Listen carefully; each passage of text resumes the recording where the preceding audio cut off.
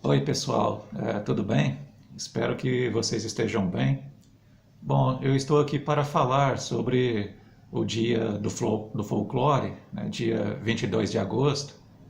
Então, precisamos comemorar, né, esta data, porque o folclore tem uma importância imensurável para nós, porque para sabermos quem somos, nós precisamos conhecer as nossas origens e a nossa filiação histórica, cultural, social. E o folclore, né, ele guarda, né, esta nossa origem, esta nossa filiação. O folclore ele se refere a um conjunto de práticas populares, tradicionais, que abrigam a identidade de um povo. Portanto, se nós quisermos saber bem quem é o brasileiro, quem somos nós precisamos, né, conhecer o folclore. E assim, nós temos, né, a importância, né, de comemorar esta data aqui no nosso país. Bom, eu gostaria, né, que o Curupira fosse algo muito presente entre nós. Eu gostaria que o Curupira fosse, digamos assim, uma materialização real no nosso dia a dia. Eu penso isso porque nós precisamos, né, de proteger as nossas matas, florestas, os nossos diversos ecossistemas, né, que constituem o nosso país. Nós precisamos lutar para a preservação da natureza.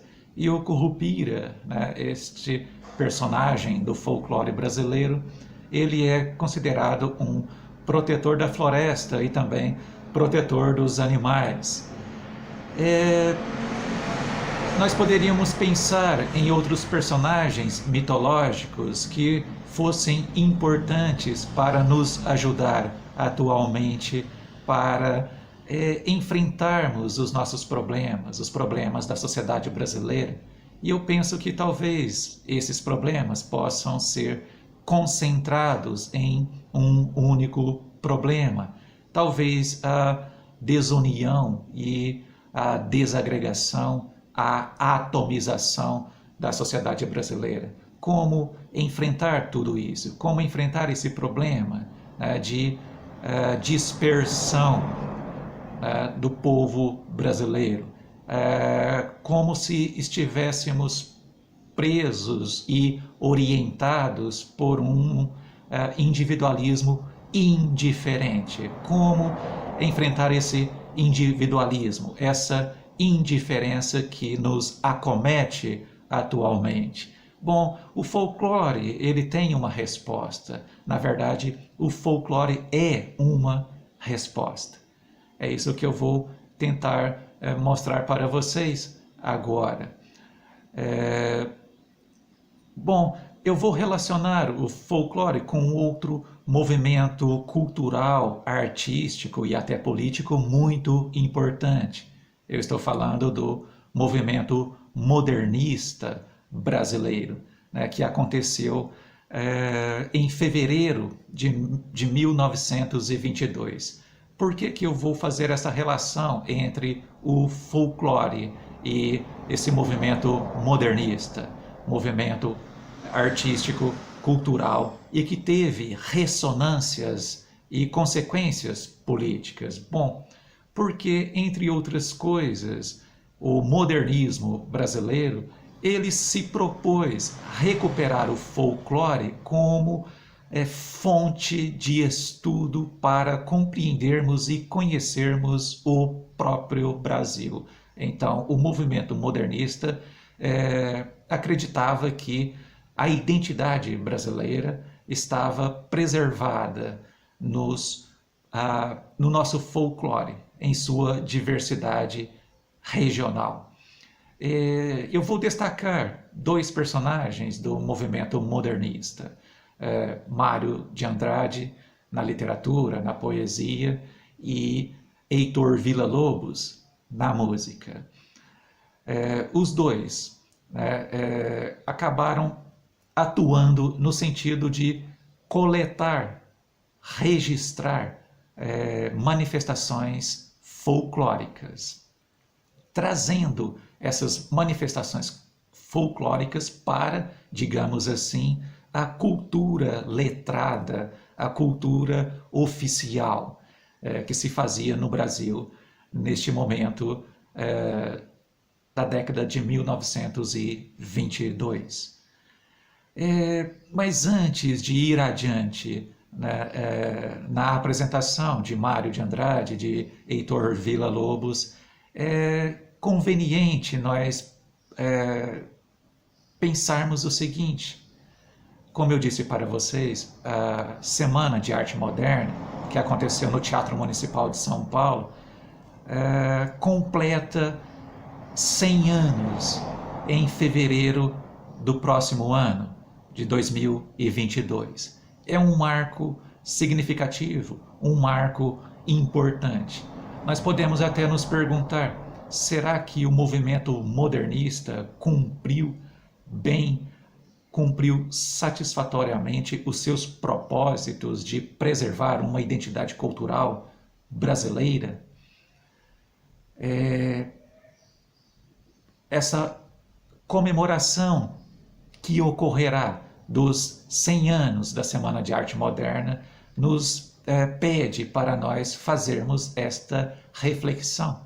Talvez, ao comemorarmos 100 anos da Semana de Arte Moderna, nós tenhamos que resgatar novamente, fazer um novo mergulho nas manifestações folclóricas do nosso país, para recuperar um sentimento de coletividade, um sentimento de fraternidade, porque o folclore, ele abriga não apenas as memórias coletivas de um povo, mas ele abriga também os sentimentos de um povo. O folclore, portanto, abriga a possibilidade de nós desenvolvermos uma afetividade mais solidária e combatermos assim o individualismo indiferente que nos acomete atualmente. Agora, voltando a Mário de Andrade e a Heitor Villa-Lobos. Como eu disse anteriormente, o folclore foi muito importante para os dois. Mário de Andrade, ele chegou a propor a criação de institutos de pesquisa especializados no folclore brasileiro. Ele trouxe para a sua obra, para a poesia, o conto, o romance, essas manifestações tradicionais da oralidade dos nossos povos, circunscritos em suas respectivas regiões. Assim, Mário de Andrade abrasileirou, né, a cultura que se fazia no Brasil naquele momento, apresentando, né, os novos rumos desta produção artística cultural. Já por sua vez, Heitor Villa-Lobos, do mesmo modo, ele faz uma pesquisa muito sistemática, muito criteriosa das manifestações populares, manifestações folclóricas voltadas para cantos, danças, festas, cerimônias religiosas de origem indígena e africana. E todos esses elementos folclóricos, Heitor Villa-Lobos, de uma forma ou de outra, tenta trazer para a sua música. Ele compõe músicas, escreve partituras, absorvendo o folclore musical brasileiro. Além disso, Heitor Villa-Lobos ocupou cargos políticos e, nesse momento, na década de 1930, ele propôs o ensino da música, o ensino em massa da música, né? E assim ele se destaca como compositor ao ter conseguido fazer a junção entre a oralidade do folclore e a partitura proveniente da música europeia, da música erudita. Bom, é necessário, né, agora, em fevereiro de 2022, perguntarmos pelos resultados deste movimento modernista que procurou mergulhar no folclore para, através deste mergulho, ele entender, compreender e conhecer quem é o brasileiro, para além dos conflitos entre litoral e interior, entre cosmopolita e brasileiro, entre erudito e popular. Esses conflitos foram enfrentados, né? Esses conflitos que separavam os brasileiros, né? Que separavam de um modo negativo os brasileiros. Esses conflitos foram enfrentados e penso eu que precisam ser novamente enfrentados. Conflitos que nos mantêm indiferentes uns aos outros. Nós precisamos do folclore novamente. Precisamos da ajuda do folclore para nós nos compreendermos como irmãos, como pessoas que vivem no mesmo país, que têm uma mesma identidade cultural.